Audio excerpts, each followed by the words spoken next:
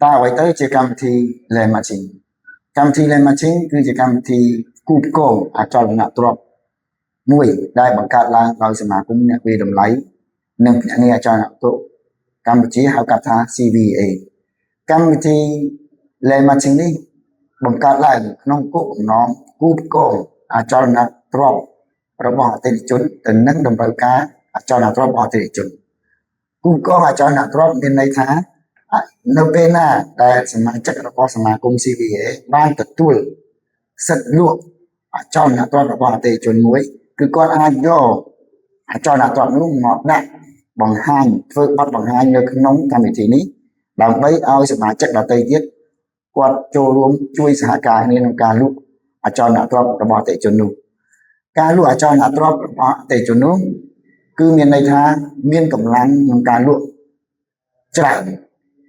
នេះជាអត្ថប្រយោជន៍មានន័យថាក្រុមហ៊ុនមួយដែលបានទទួលសិទ្ធិលក់អចលនទ្រព្យរបស់អតិថិជនម្នាក់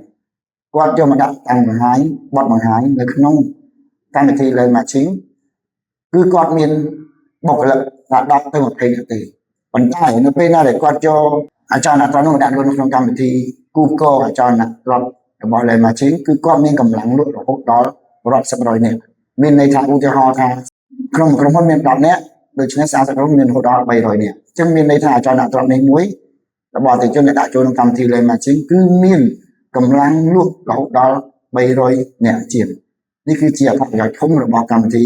Learn Matching គូកអចលនទ្រព្យបាទសូមអរគុណ